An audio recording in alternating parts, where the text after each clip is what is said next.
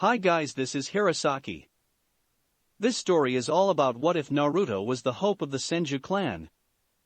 What if instead of Kushina being Naruto's mother, and through a trick of fate Naruto's mother was Tsunade after a drunken night with Minato in which Naruto becomes both the heir and hope of the Senju clan. Find out what life would be like now for Naruto. Before we start, kindly like and subscribe to this channel, and look over the description box for the author of this amazing storyline. Welcome aboard. Chapter 26, Hugo vs Senju. Kanoha. On the day of the Chunin finals, all of Kanoha was busy with activity. Important lords, daimyos, businessmen and shinobi heads from other villages had come from all around to watch the Chunin finalists compete with one another. Among these important lords were the daimyos of Mizu no Kuni, Water Country, Kaze no Kuni, Wind Country, Kaminari no Kuni, Lightning Country, Hai no Kuni, Fire Country, and the kages of their respected shinobi villages. Up in the kage box seats, the Sandaime Hokage was seated in his chair. Below him civilians, shinobi, noblemen and women were filling up the stands below. Standing next to him was one of the members of the Hokage's guard, Namishi Rato, who the Hokage was currently speaking to. Have there been any reports regarding the whereabouts of Uchiha Sasuke? The Sandaime asked with some concern, as there had been no sign of the young Uchiha heir since the preliminaries. Unfortunately, no Hokage-sama. Several teams of ANBU are searching for him and Kakashi, but they are nowhere to be found. Rato replied in a low voice. I'm afraid there is a good chance that Uchiha Sasuke may have already fallen into Orochimaru's hands. If that is the case, it will be impossible for us to find him, Sarutobi thought with concern. Also, Hokage-sama, Rato added, it seems that Senju Naruto has yet to arrive in the stadium with the other finalist. It is likely that he may have been seized by Orochimaru as well. No, I don't believe so, the old Hokage responded. I just saw Naruto myself yesterday, and I highly doubt Tsunade or Jiraiya would let Naruto go far without them knowing. But if that is true, then where are they? I do not know, but I'm certain Naruto-kun is safe, the Sandaime replied, where his guard just nodded in understanding. After a few minutes, the Sandaime was joined by his counterpart from Kirigakure, Hidden Mist, the Godame Mizukage, Terumi Mei and her guard Ao. When Mei first arrived, the Sandaime was both surprised and curious to see the new Mizukage a day before the Chunin finals. The reason why she had come early was because she wanted to speak to the old Hokage about forming an alliance with Kanoha. Given how the recent coup in Kiri had weakened her village's military strength and their economy, and she feared that the other villages, like Iwa or Kumo, would attack or take advantage of their weakened state. Naturally, the Sandaime welcomed the idea of forming an alliance with Kiri and proposed to begin talks for a new treaty after the Chunin exam. When the Mizukage arrived at the box, the Sandaime stood up and greeted the female Kage, where he then invited her to take the seat that was to his right, which she took. Soon after, the Yondaime Kazekage and the Yondaime Reikage arrived with their respected bodyguards. The Yondaime Kazekage was a tall middle-aged man who wore the traditional robes and hat of a Kage and a mask to cover his face, allowing only his eyes to be seen.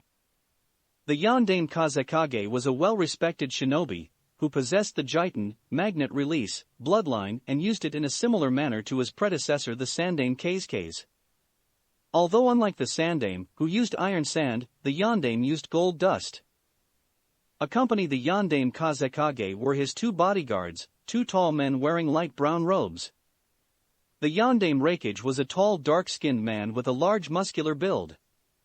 He had blonde hair that was combed back and a small mustache and beard. His face was very distinguished with pronounced cheekbones and tear troughs under his eyes, and a prominent crease across his forehead. Like the Yondaime Kazekage, the Reikage wore the traditional robes and hat of a Kage, but without a shirt underneath, which further displayed his hulking physique. He had gold bangle bracelets on each wrist and wore a gold belt around his waist with a boar's face engraved in the center. The Yondaime Reikage was a famed shinobi from the Third Shinobi World War. Like most shinobi of Kumo, the Reikage was highly skilled in lightning techniques, and was renowned for using nintaijutsu, ninja body techniques, which combine ninjutsu and taijutsu, making his attacks more devastating. But he was practically famous for his immense speed, which was said to rival even the Sandame's former successor, the Yondaime Hokage. Accompanying the Raikage were two Kumo Shinobi. The first shinobi was a tall young man with short blonde hair, dark eyes, and wore the standard uniform of a Kumo Shinobi. The second shinobi was a dark-skinned man with a slightly bulbous nose and lazy look in his eyes, which reminded Sarutobi of a certain Kanoha shinobi. He had white shaggy hair that covered his left eye and wore a high-collared, sleeveless uniform with loose-fitting pants and a standard Kumo flak jacket. He also carried a cleaver-like sword on his back, and had the kanji for water and lightning tattooed on each of his arms. Unlike the first shinobi, Sarutobi knew this shinobi well. His name was Darui, and he was a renowned and powerful shinobi from Kumo. He was a highly skilled lightning and water user, and an equally skilled swordsman, and possessed the Rantun, storm release, bloodline. He was also the inheritor of the Sandaime Raikage's Kurwa Kaminari, black lightning, technique, which allowed him to use unique lightning techniques that only he could use. This earned him the moniker Darui no Kurwa Kaminari, Darui of the Black Lightning. In terms of skill, the man was easily on par with Kanoha's top shinobi Madogai and Hitaki Kakashi. When they saw the two other Kages, both the Mizukage and the Hokage stood up and greeted them. After which Hokage invited them to take whatever seats they wished, where the Kazekage took the seat that was to the Sandaime's left, while the Raikage took the remaining seat, which was next to the Kazekage's on his left. Greetings Kazekage-sama, Raikage-sama. I'm pleased that you could both make it. You both must be tired after your long journeys. Not at all, Hokage-sama, the Kazekage replied. In fact, I'm glad that the Chunin exam is in Kanoha this year, since you are not as young as you once were and a journey to another village would be rather tough on you. Perhaps you should think about retiring and appoint a new successor?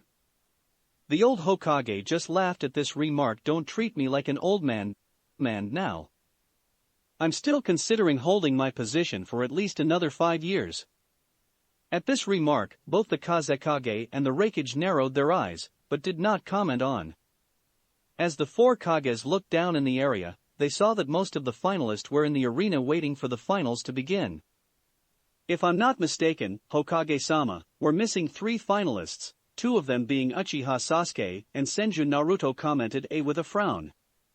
Since his plan to humiliate Kanoha depended on both Naruto and Sasuke being in the exam. He also knew that most of the lords and officials here had come to the exam for the sole purpose of watching Naruto and Sasuke compete in the exam and bet on them. Sadly, I'm afraid the finalist from Otogakure, Hidden Sound, was found dead last week on the rooftop of a building. His body was crushed and we could barely identify him. My ANBU are currently investigating the matter as we speak, but they have yet to identify the perpetrator. And what of Uchiha Sasuke and Senju Naruto? Mei asked. I'm afraid their whereabouts are unknown. You're telling us that you've lost track of your own shinobi? The bulky Raikage asked in mild disbelief, where the old Hokage could only smile in embarrassment. Please do not worry, Raikage-sama, I'm certain both boys will show up, as neither of them are the type to miss out on something like this. At this the Raikage could only scoff in disgust, since it was his opinion that both boys should have decency to be on time, especially for an event this important. Clearly Kanoha has become lax in this time of peace, if it can't even find 2 of its own shinobi, the Raikage taunted. This would never happen in my village. Sandaime did not respond to the Raikage's taunt, instead he simply ignored it and remained silent. Although his bodyguard Rado narrowed his eyes and glared slightly at the large man. Eventually though, the Sandaime turned to his fellow Kages and asked them if they should begin, where the 3 other Kages all nodded. After which the Sandaime Hokage stood up and went to the railings, and began to speak to the audience below them. Ladies and gentlemen, thank you all for coming to Kanahagakure no Sato, village hidden by the leaves, for this year's Chunin finals. We will now begin the main matches with the 15 finalists who have passed the preliminaries. So please enjoy the matches and good day. With the audience. What? They are going to start the preliminaries without Sasuke and Naruto-kun. Ino cried in surprise. Well, you hardly expect them to wait for them, Ino commented her sensei Asuma. But Naruto-kun's match is first, what if he doesn't arrive? The blonde girl asked. Then he will be disqualified, as will Sasuke, if he doesn't show up either. At hearing this, Sakura, who was sitting next to Ino, became concerned and began to wonder what happened to Sasuke, remembering how he was in his room when she went to visit him in the hospital. Seeing that neither Sasuke nor Naruto were here, Gaara's sensei Baki became concerned. Did he? I told him to avoid doing anything that would attract attention. Damn it, did he kill Uchiha Sasuke and Senju Naruto? Baki thought, remembering when Gaara went out for a while by himself during the training month. Where's Naruto-kun? Rurakayo asked, while sitting between her grandparents, who had recently arrived in Kanoha, looking for her friend down in the arena. Standing near the royal family were also Rurakayo's personal guards Kenryu and Enryu, as well as several samurai guards, who were led by Kensai, the strongest samurai and swordsman in Hai no Kuni, Fire Country, 1. It seems that the Naruto-kun has yet to arrive, the fire daimyo replied, after seeing that Naruto was not with the other finalist. Where could he be? I hope nothing has happened to the poor dear Madame Shirjimi said. Well, he was fine yesterday when I met him, and he showed me around Kanoha, Rurakayo replied, who was starting to become concerned for her fellow blonde. Where is he? My thought with a frown, as she couldn't understand why her fiancé had yet to arrive. Humph, looks like Senju and the Uchiha are a no-show, Kuratsuchi remarked with a slight frown. Since she was sort of interested in seeing what the son of Tsunade and the Uchiha heir were capable of, and if they were worth all the attentions they were getting. Maybe, but let's just wait and see, as there's still time, Akatsuchi replied. Damn it, where the hell is Naruto and I?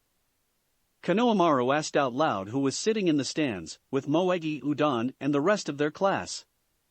I don't know, Moegi replied. Maybe he decided to quit, since that Hyuga Niji guy looks pretty tough, Udon answered. No way.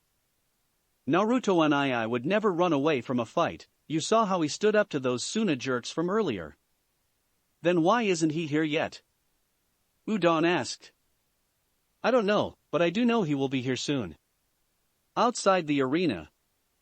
My, there's quite a bit of activity today, Kabuto commented, as he stood over the dead body of an ANBU agent in a large tree overlooking the arena.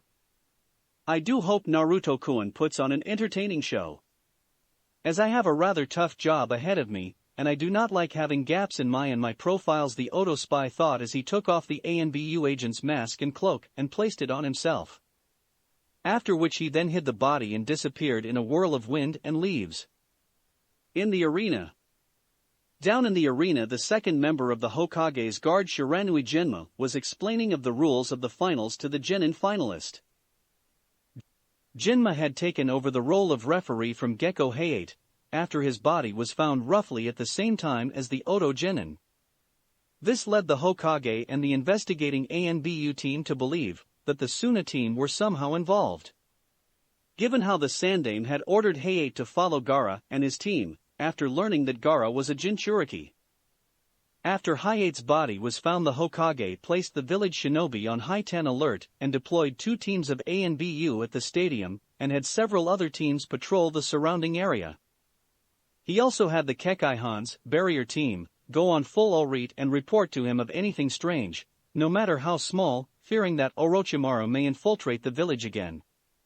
When Genma finished explaining the rules of the finals, he turned to Niji. Given how your opponent Senju Naruto has not appeared and we cannot delay your match until he arrives, we will have to declare you the win. But before Genma could finish speaking, a whirlwind wind and leaves suddenly appeared behind him. When it died down, Naruto, Jiraiya, Tsunade, Shizune, Kushina and Yamato were present. When Genma turned around and saw the group, he was immediately greeted by Kushina. Hey Genma, it's been a while, we aren't late, are we? Actually, you just made it, we were just about to disqualify your student. Sorry about that, we would have been here sooner, but we were held up with something, Naruto said, where his mother and the others all glared at the Toad Sage, who looked to be fairly beating up, with 2 black eyes, a swollen lip and several bruises around his face. The reason for his current state was because of a beating he received from Tsunade and Kushina when he went off peeping an hour before the exam. This forced Naruto the others to go looking for him and making them late. When they finally found him and found out why he had disappeared, a furious Tsunade and Kushina decided to discipline him. "You're late, Naruto," an annoyed Yujito said, while glaring at the spiky blonde with an irritated look. "Troublesome, knowing you, Naruto, you were probably waiting till the last second just so that you could make a bigger entrance aboard," Shikimura said, who was wishing he was somewhere else right now. "I'm glad you arrived in time, Naruto-kun, heir. I mean we was beginning to worry about you," Haku said, with a slight blush of embarrassment, which thankfully went unnoticed. The Tsunade Gaara also seemed to be pleased that Naruto arrived in time, although for an entirely different reasons that Haku and the others were. "Yes, sorry about that guy," Naruto replied with a goofy grin, before glaring slightly at his godfather, "but like I said, we were held up with something."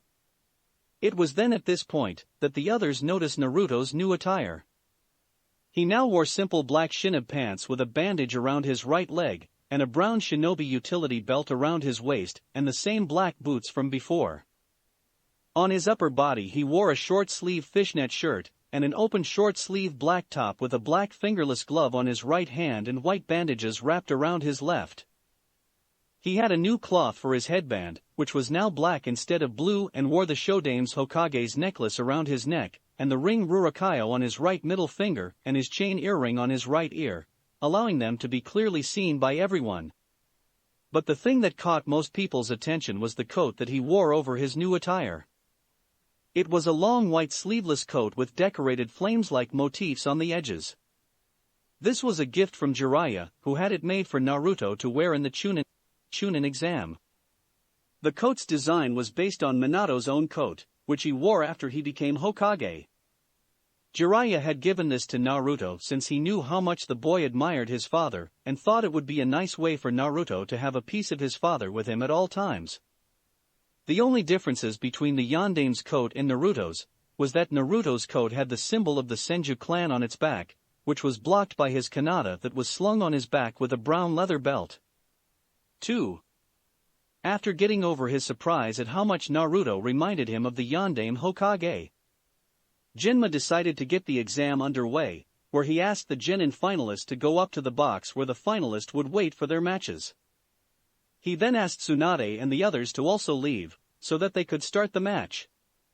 Nodding in understanding, the 5 senior shinobi bid Naruto good luck, and then shunshined, body flickered, away. In the Kage box.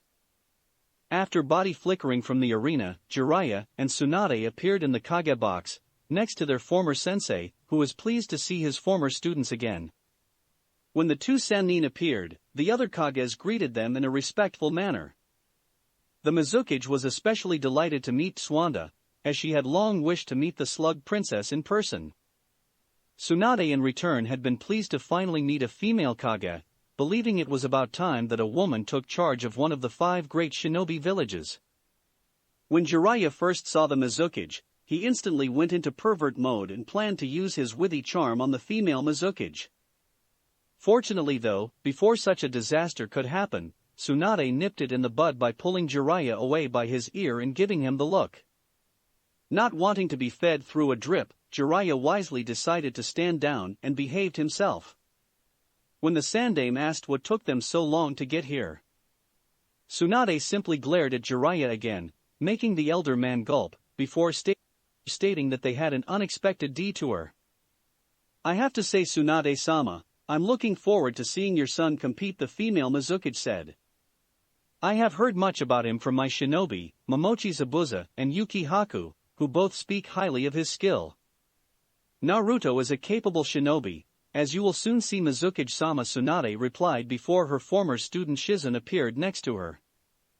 "Here you are, Tsunade-sama," Shizen said, as she handed Tsunade a slip of paper before shunshin away again. "What's that, Haim?" Jiraiya asked. "Just a betting slip. I beat 12 million Ryo on Naruto winning his match." When Sarutobi and Jiraiya heard this, both of them looked at the blonde-haired woman with shocked and worried looks. "No offense, Haim, but are you freaking insane?" Jiraiya cried. Do you want him to lose? You know your luck when it comes to gambling, and by betting on the brat, he might actually lose. In response, Tsunade just smirked, not the least bit worried with what Jiraiya said. I only lose at gambling when I bet on myself. But when I bet on Naruto, I never lose, as his good luck is stronger than my bad luck. Well, for his sake I hope so. We'll see soon enough, the Raikage commented with a slight frown, who was staring down at Naruto. As he looked down at the blonde Senju, the Raikage couldn't get over how much Naruto reminded him of his former rival, the Yondaime Hokage. Despite being enemies, the Raikage greatly admired and respected the former Hokage, not only for his skill and power, but also for his immense speed. Since he was the only man alive who could move faster than him. Minato's speed was so great that the Raikage had never been able to land a solid hit on the former Hokage. I had of course noticed the resemblance when he first saw a picture of Naruto, but seeing him now wearing the same kind of clothing as the Yondaime Hokage made the resemblance even stronger. It was almost as if he was seeing a younger version of the Yondaime Hokage. I still can't get over how much that brat looks like Namake's. If I didn't know any better, I would swear the two of them were father and son, the Raikage thought, before shaking his head and scoffing at the idea. What the hell am I thinking? It's impossible, there's no way Tsunade and Namake's would have a child together. If the boy's surname name was Uzumaki, I might believe he was Namake's son. Hell, I would sooner believe Jiraiya was the boy's father than Namake's. That's quite an interesting coat the boy is wearing, Jiraiya-sama.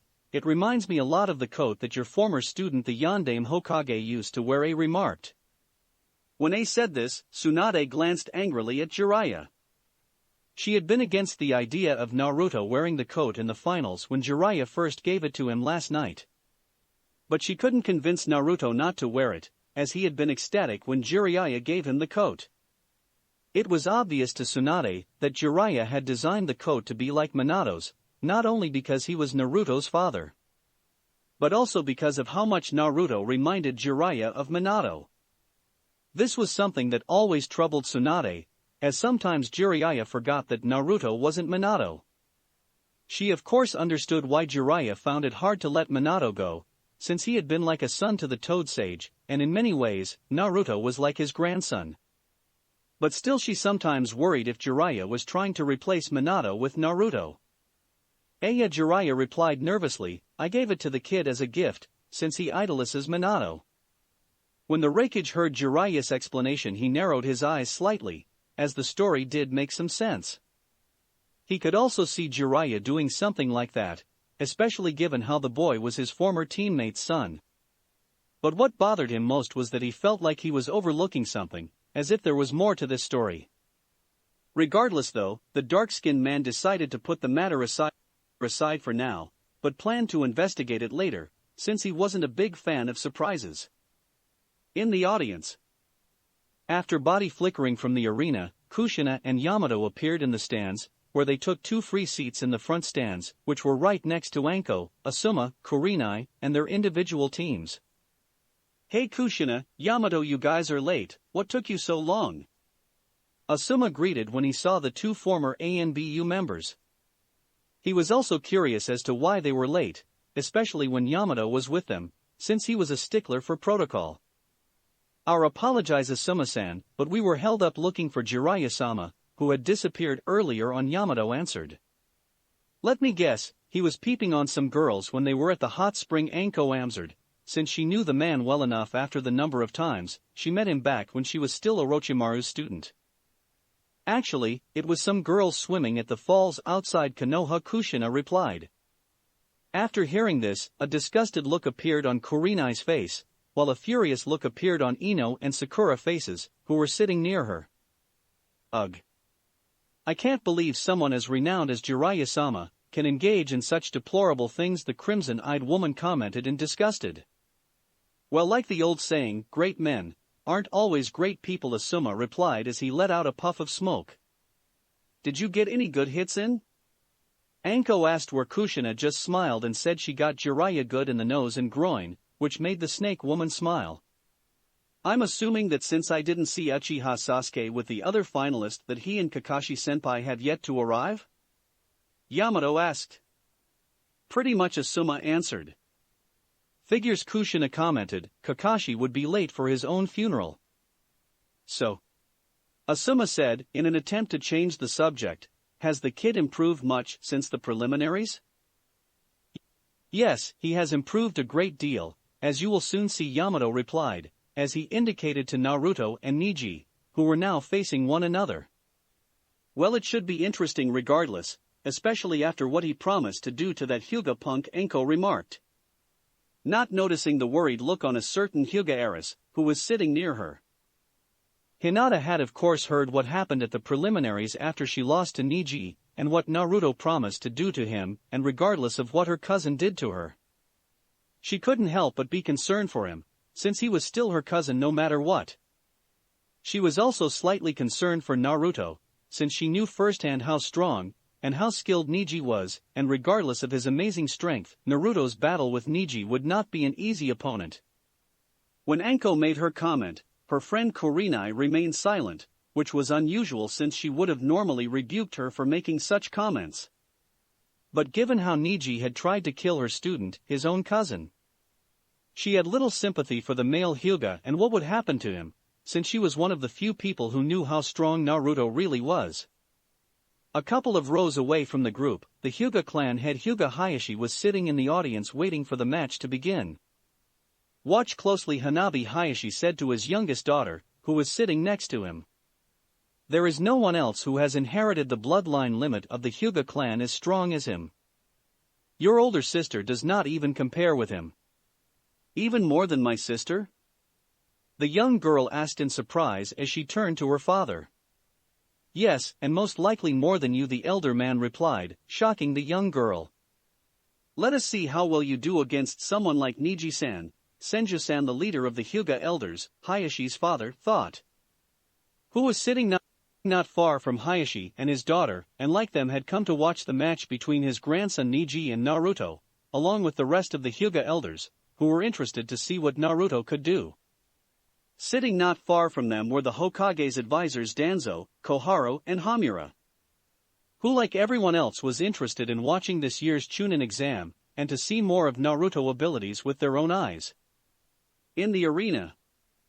I must say, Senju-san, I was actually starting to believe that you wouldn't show up, Neji commented, as he faced off against Naruto. Humph.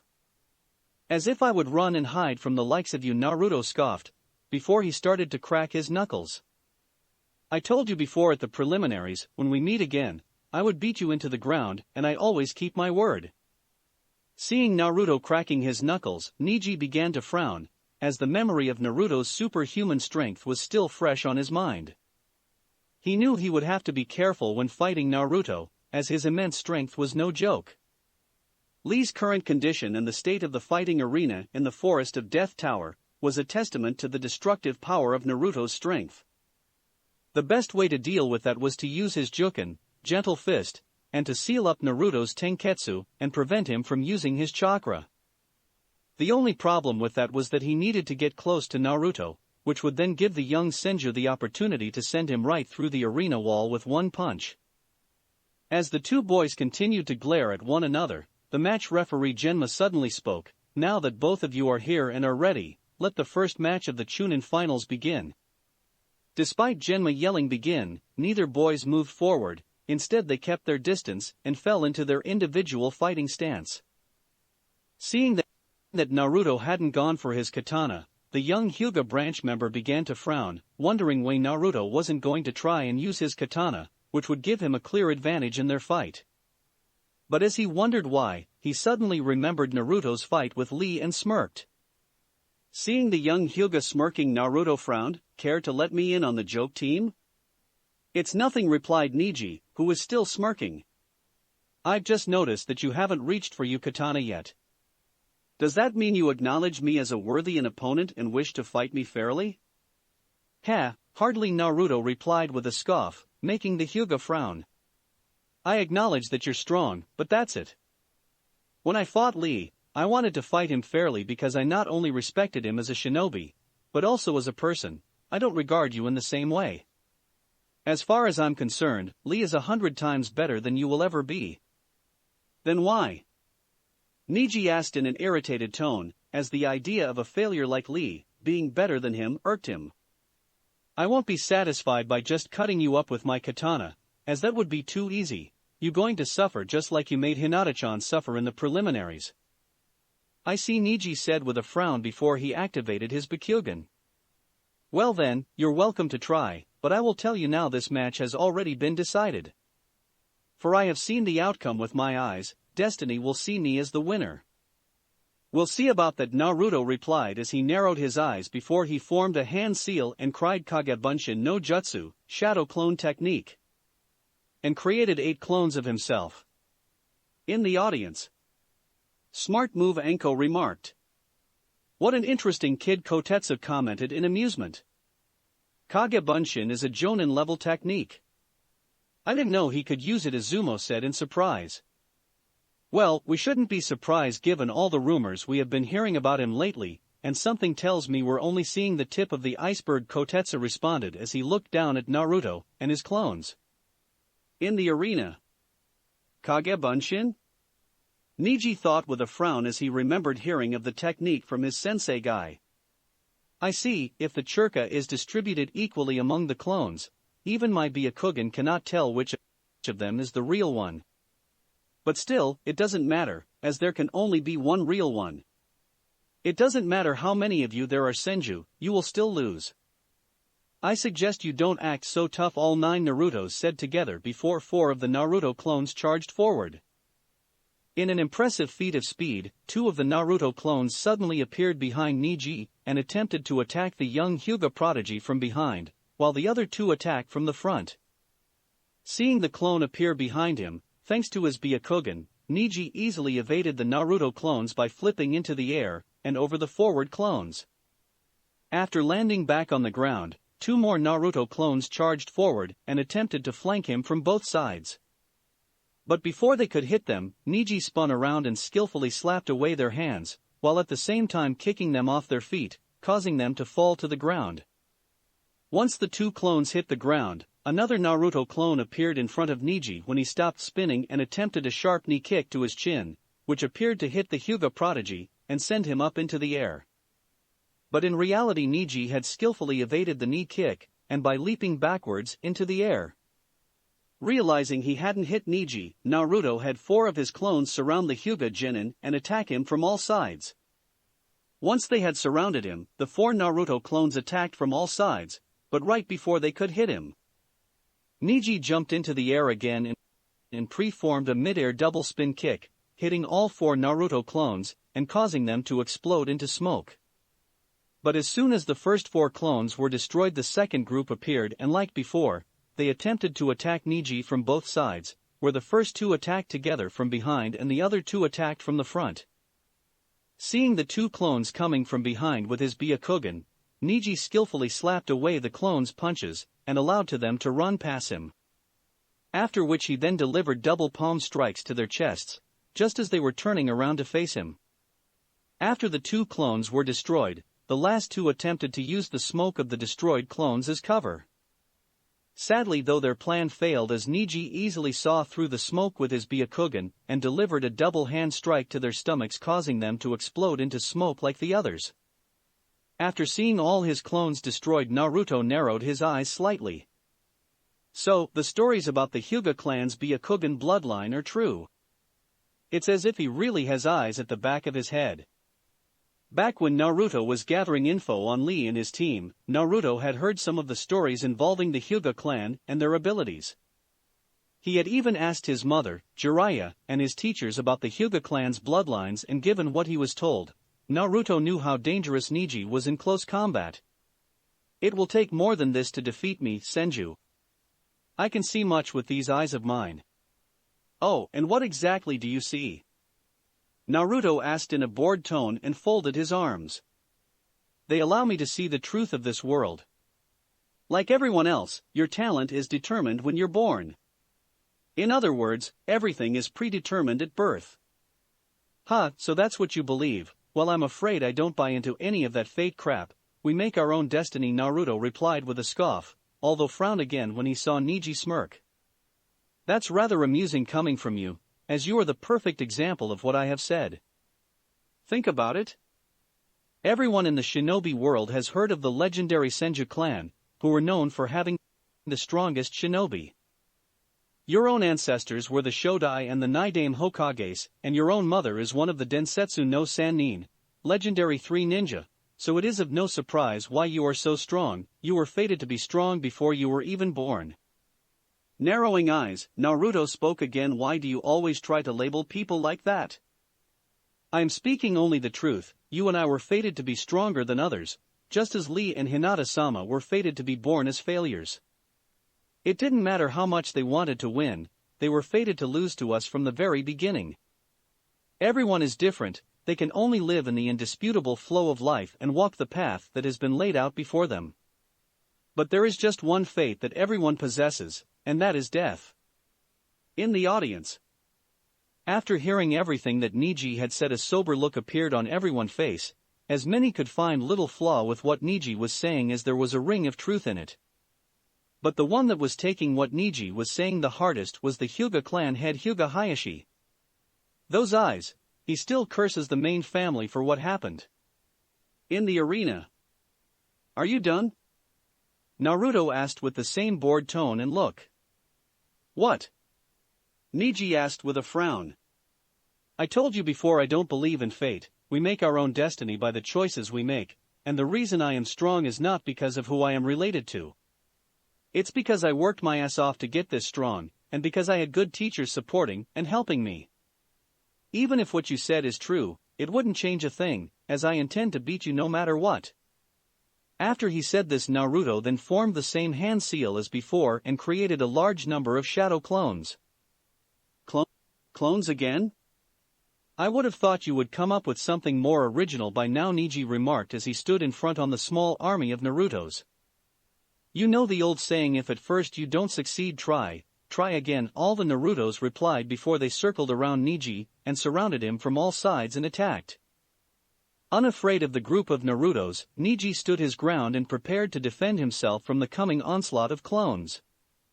He did not have to wait long, as within seconds they were upon him.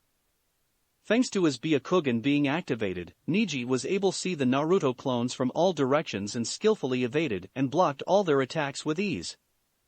This continued for the next few minutes, all the while one Naruto stood back from a safe distance watching Neji closely as he fought the other Narutos. Do you think I'm a fool, Senju? The Hyuga prodigy asked as he avoided a leg swipe from a Naruto clone by flipping backwards.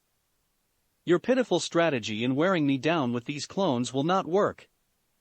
All I have to do is hit the real you, and I already know which of you is the real one. The next thing Naruto and the clones knew, Neji disappeared in a blur and in an impressive feat of speed. He sped through the army of clones before they could stop him, and went right for the Naruto that stood away from the group and hit him with a strong hand strike to the heart. I'm disappointed, Senju, I expected more from you. It was obvious that you were the real one, as you were the one who attacked the least, because you fear I would hit your tenketsu if you got too close to me. The more you had your clones attack me, the more you stood out, Neji said with a satisfied smirk, believing he had won. But to his shock, the Naruto he hit smirked, and before he knew it, the clone exploded, blasting him away and sending him flying to the other end of the arena. In the audience. That's Bunshin Daibakuha, great clone explosion. Izumo said in surprise. To think a genin could use an A-rank technique like that? Not bad, Kotetsu commented, who was rather impressed with Naruto, to think he has mastered the Kage Bunshin technique to that extent. Alright, Nisan, you show him. Konohamaru yelled as he stood up from his seat and cheered Naruto on.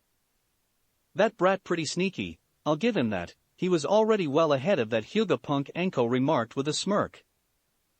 Trust me, Anko, you haven't seen how sneaky Naruto can be, Kushina replied, given all the pranks she and Naruto had done over the past few months.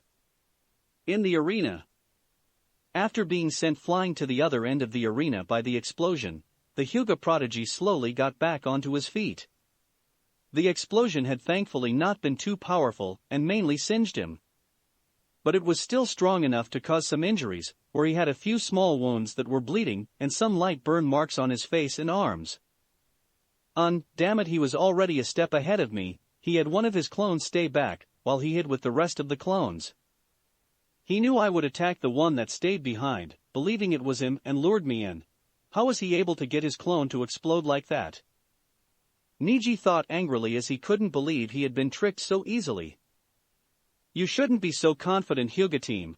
I told you before not to underestimate my abilities, the real Naruto said as he walked forward and stood in front of the clones. Glaring at the blonde, Neji spoke. I did not think you would use such a cheap trick, Senju. Have you forgotten? We're shinobi, that's what we do. Besides, the cheap ones are usually the best ones, Naruto replied with a smirk before he ordered the rest of his clones to attack, while he stood back and watched the battle.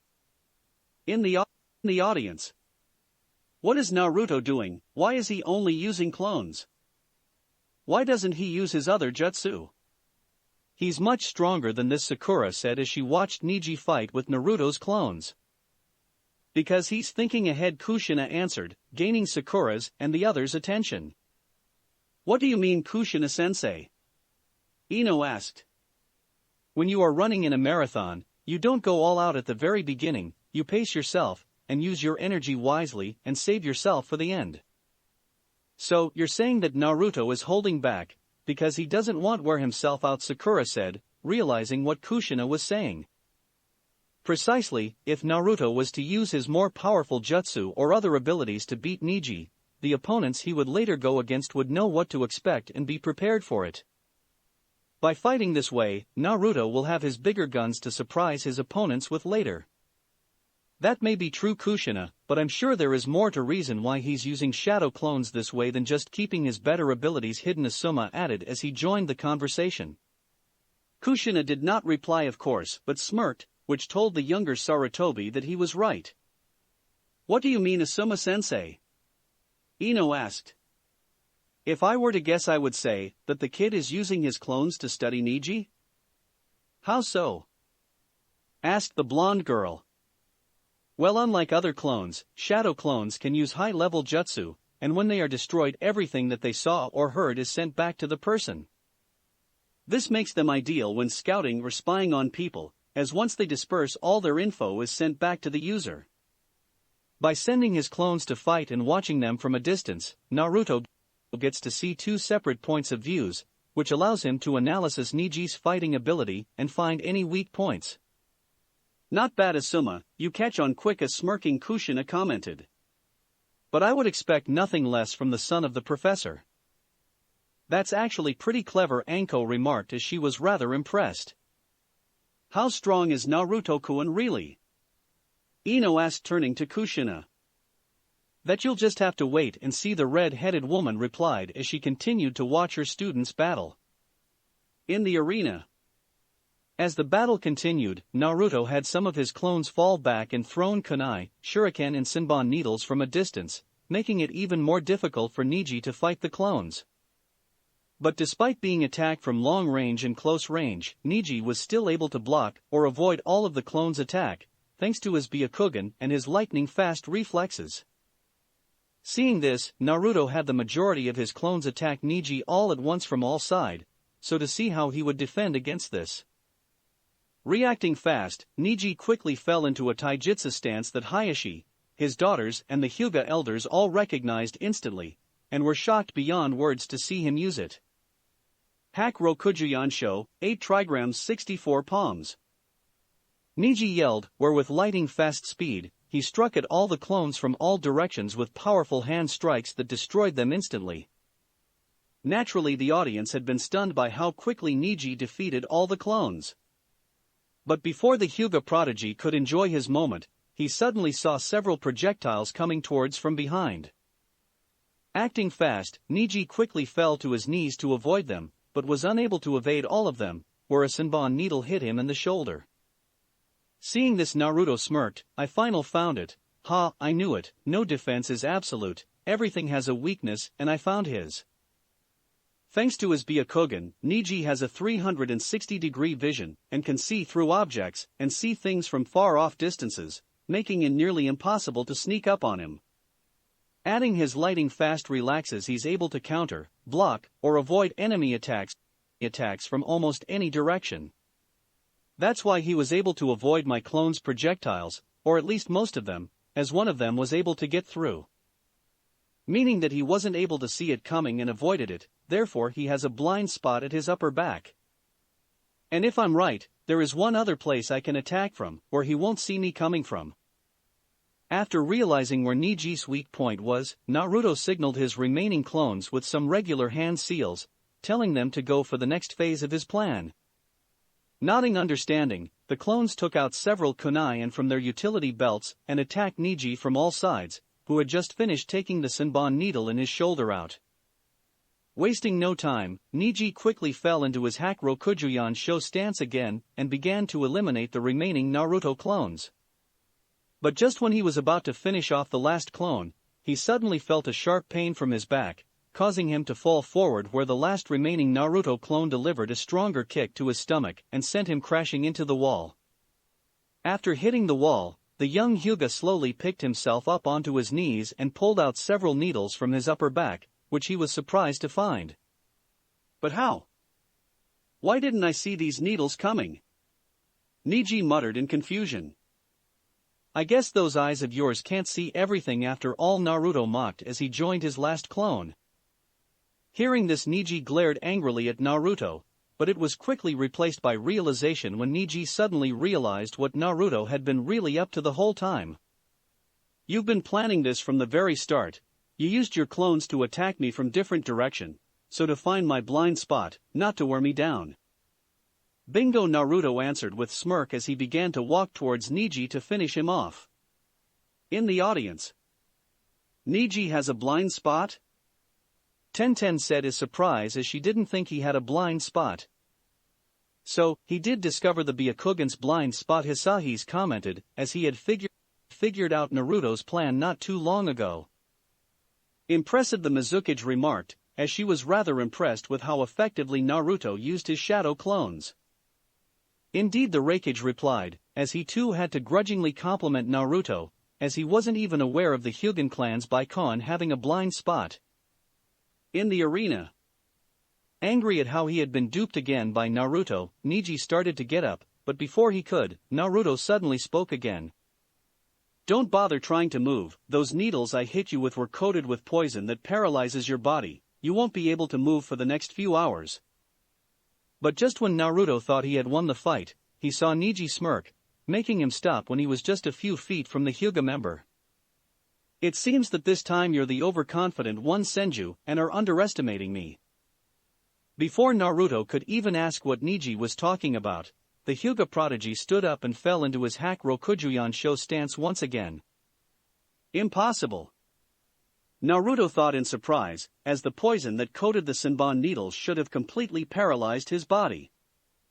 Did you really think I was not prepared for this? Niji asked. I watched both your battles against Hatorimai and Lee closely and studied you as much as I could. Given your training as a medic nin, it was obvious that you would have been trained to use poisons in battle, so before I came here, I injected myself with an antidote, making me immune to most poisons. Shit. Naruto thought, realizing that Niji had fooled him and drawn him in so that he would be in Niji's divination. Before Naruto could even try to escape, Niji used his Hack Rokujuyan Sho to hit 64 of Naruto's Tenketsu, stopping his chakra completely. After being hit by Niji's attack, Naruto spat up blood and began to fall to the ground. As I told you before, Senju, I was fated to win this battle from the very start, as he who is prepared for any situation in battle will always prevail.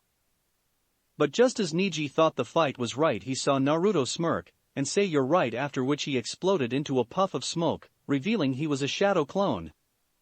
Another clone. Niji thought in surprise, realizing that Naruto must have used a Kawarimi no Jutsu, body replacement technique, to replace himself with his last remaining clone at the last second, preventing his Tenketsu from being sealed up.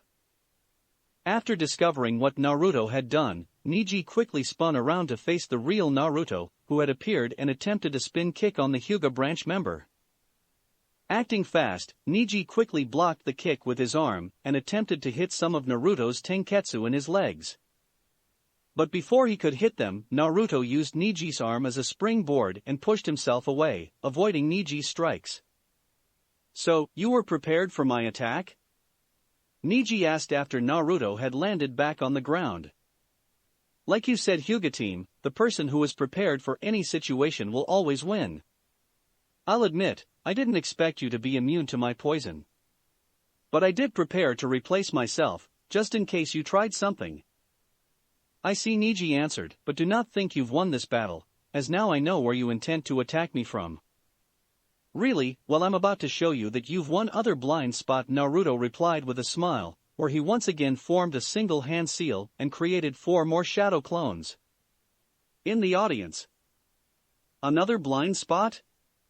Tenten repeated in surprise. "Impossible," a Hyuga elder said, who like the other elders was rather irritated by how Naruto revealed that the Byakugans had a blind spot. Something they never wanted anyone outside their clan to know about. Could there actually be another blind spot to the Byakugan? One that we aren't even aware of, Hayashi thought as he watched Naruto closely. In the arena. What other blind spot is he talking about? Neji thought. Could he be bluffing? No, I can't take the chance that he isn't. Not wanting to give Naruto a chance to attack, Neji quickly raced forward, but before he could reach Naruto or his clones, they dropped several smoke bombs which exploded and filled much of the arena with smoke.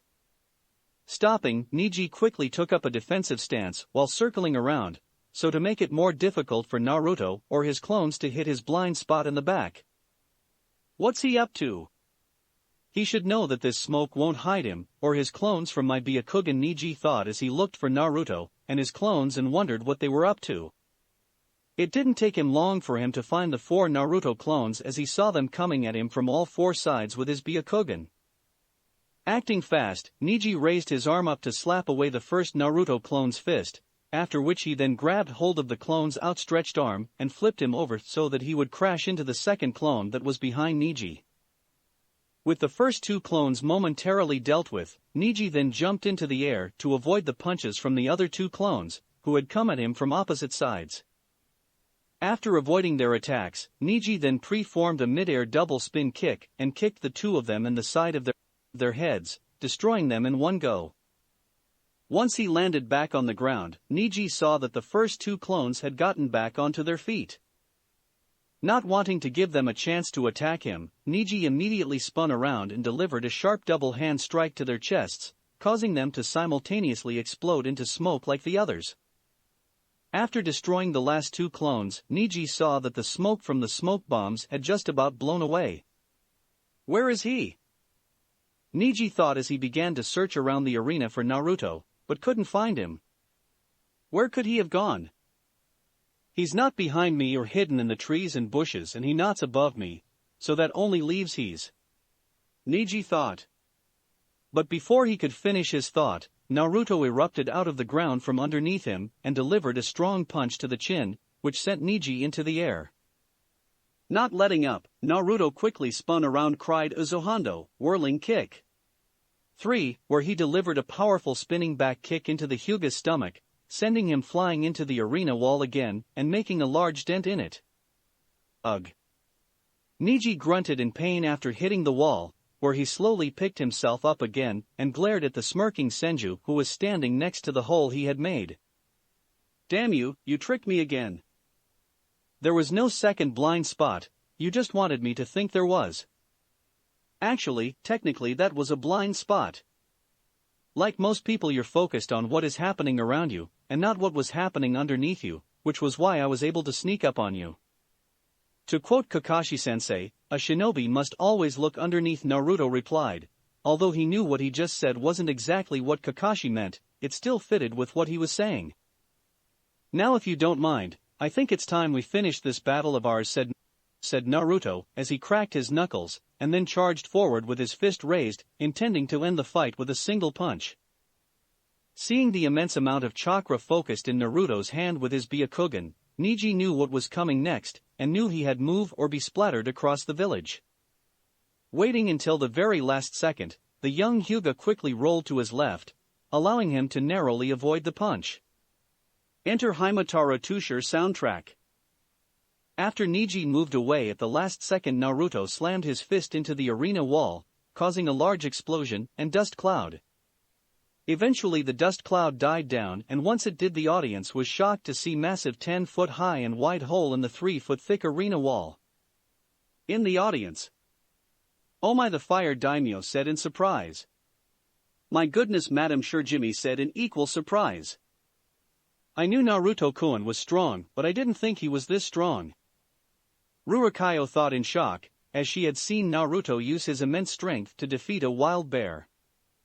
"Incredible," Hayashi muttered. Even though he was one of the few people in Kanoha who knew Naruto's true capabilities, he's still surprised at seeing someone like Naruto having such immense strength. "To-san, how is this possible? How can someone have such incredible power?" Hanabi asked in surprise when she turned to her father. "Many things are possible in the world of shinobi, my daughter, you will see that when you are older." "Amazing," one of the Hyuga elders muttered. "To think a boy his age could possess such power." "Indeed," Hayashi's father muttered, "he is truly his mother's son." "Unreal," said Konohamaru, who like the rest of his classmates was in awe of his elder brother figure immense power. But it did not take him long to get over it, and once he did, he turned to his classmates who were still stunned by what they saw and said, "Ha! Did you see that? I told all of you that Naruto and I was awesome. He's incredible." One student said, He's fantastic." Another student said, "He's great." Yet another student said, where before long, all the young academy students were cheering for Naruto. The teachers of course didn't even bother to try and calm their students down, as like most people they were still in shock at Naruto's strength. What phenomenal strength, Irika thought, who was wondering if Naruto had been this strong when he fought Mizuki. "Did you see that, Kuratsuchi?" Akatsuchi asked in surprise. "Of course I did. I'm sitting right next to you, you idiot," Kuratsuchi snapped, who like her partner was stunned by Naruto's show of strength. "Your Gramps will want to know of this," the large young man said, where his female partner just nodded. "Looks like Gigi was right when he said there was more to this kid than meets the eye," the Iwa Kunoichi thought. "If he's this strong already, there's no telling how strong he'll become later." "It seems Naruto-kun is finally getting serious and amused," Hatori thought. "Troublesome, Naruto just doesn't know how to hold back," Shikamaru muttered as he shook his head at what Naruto had done. "Amazing Naruto-kun." Hinata thought in disbelief, as this was the first time she had seen Naruto use his superhuman strength. "Damn, it's times like this that make me glad I'm not the one fighting," Senju Kiba commented. "Let's just hope that things don't turn out the way they did at the end of the preliminaries, or else we might have to cancel the finals," Asuma said. Agreed, Yamato said. Even though he told Naruto not to go too far, he knew his student would probably still go overboard. "Unbelievable," a stunned Izumo said. "How can a kid like him be this strong? I mean, sure, I've heard the rumors, but I didn't think they were true." Yet Kotetsu muttered, who like his friend, had heard the same rumors. The rumor had started circulating about a month ago, right after the preliminaries had ended, and when repairs had begun on the arena in the Forest of Death Tower. According to the rumor, the entire arena had been destroyed by two mere genin when they fought, one of the genin being none other than Senju Naruto, who was said to possess the same kind of inhuman strength that his mother had. "Impressive, he is just as strong as the reports say," Mei said after seeing Naruto punch through the arena wall, before turning to Tsunade. "Your son is truly a credit to you, Tsunade-sama." "Indeed, he's quite impressive," the Kazekage added. "Thank you, Mizuki-sama," Kazekage-sama, "but trust me when I say this, you haven't seen half of what Naruto-chan can do." "Well, regardless, I hope Naruto-kun shows a little more restraint here than he did in the preliminaries, as they're still trying to repair the arena in the tower," the Sandame responded. "Ha! No promises, sensei." As the three other Kages and the two Sannin continued to talk with one another, the Raikage remained surprisingly silent and stared down at Naruto. He was of course not surprised by Naruto's show of power, as he had heard about Naruto's strength from his brother Killer Bee when he sent a message telling him of how things were progressing in the exam. Naturally, when he first heard the news he was surprised and thought his brother might have been extravagating things. But after seeing Naruto punch right through a 3-foot thick stone wall and hearing what the Sandaime had said in the preliminaries, he had no choice but to accept everything his brother had said in his report. This could be trouble, the Raikage thought silently. End Himatara Tusher soundtrack. In the arena. When the smoke died down and Niji saw the massive hole in the wall, he silently thanked his quick reactions, for he was certain that if he had not moved just now, he would have been finished. "What's wrong, team? Starting to get nervous?" Naruto asked as he walked towards the young Hyuga and began to crack his knuckles. Hardly, Niji replied as he stood up and glared defiantly at the spiky-haired blonde. "Well, you should be, as things are only going to get worse for you now," Naruto said before he created 4 more clones of himself and had them attack Niji, who was quickly forced on the defensive and pushed back. But eventually he gained the upper hand and skillfully dealt with the clones. But just as he had destroyed the last clone, Niji saw Naruto appear from above with his arm stretched out, and a large amount of chakra focused into it. Knowing that he couldn't avoid Naruto's attack this time, Niji decided to play his trump card, where just as Naruto was about to hit him, Niji began to release a large amount of chakra from all his tenketsu, and then started to spin around at high speed, creating a rotating shield of chakra around him. Once Naruto made contact with the spinning dome of chakra, Naruto was sent flying backwards into the arena wall behind him, making a large dent into it. Gah! What the hell was that? Naruto grunted after he hit the wall and painfully looked toward Niji, who was now standing in a small crater. "Don't think that you've won this battle already," Senju Niji said as he smirked at Naruto when he saw the dumbfounded look on the blonde's face. "I told you before, this battle was decided long ago, and I am the one who is fated to win this battle." In the audience. Naturally, when the audience saw what had happened, many were dumbfounded by the complete turnaround of the fight. As 1 second ago it looked like Naruto was about to win, but out of nowhere Niji used some strange technique to block Naruto's attack and send him flying into the arena wall. "WWH, what was that?" Ino asked in surprise and confusion, as like most people she couldn't understand what had happened. "I don't know," Sakura replied. "It looked like Naruto's punched him, but instead of Niji being sent flying, it was Naruto." "That move? Could that kid actually master the technique?" Kushina thought, as she stared at Niji with a frown. From the Kage booth, Tsunade, Jiraiya, and the Hokage were all thinking the same thing as Kushina. Knowing that it was only feasible way Niji could have blocked Naruto's punch like that and send him flying. Naruto Shizen thought, who was sitting next to Kushina and Yamato, and had a look of concern as she saw her godson/surrogate brother in trouble. She was of course not the only one, as several other people were also showing concern for the young blonde. Among the number of concerned people was also the young Hyuga heiress Hinata, who was also one of the few people who knew what technique Niji had just used. "That's," Hinata thought, "Kaiten, revolving heaven." Hayashi finished in disbelief. "Impossible." A shocked Hyuga elder said, who like the other elders couldn't believe that Niji preformed another one of the main family's secret techniques. But how could Hayashi have thought him it? Another one of the elders asked. He wouldn't, Hayashi's father said, refusing to believe that his son would teach a branch member the secret techniques of the main family. Then how? Another elder asked, who received only silence as none of them could answer him. In the arena, confused and frustrated by what had just happened, Naruto stood, ignoring the pain he felt from smashing into the arena wall. Wanting to figure out what Niji had just done, Naruto created 8 more shadow clones and sent them to attack Niji, where they quickly surrounded him. Niji of course remained perfectly still, and did not try to move away. Instead, he waited for the clones' attack, where once they had surrounded him, they attacked him from all sides at the same time. But like before, Niji immediately started to spin around and released his chakra, once again creating the large spinning dome of chakra, while crying out Hakusho Kaiten, 8 trigrams palms revolving heaven. Like Naruto earlier, when the clones made contact with Niji's technique, they were all sent flying away and burst into smoke soon after.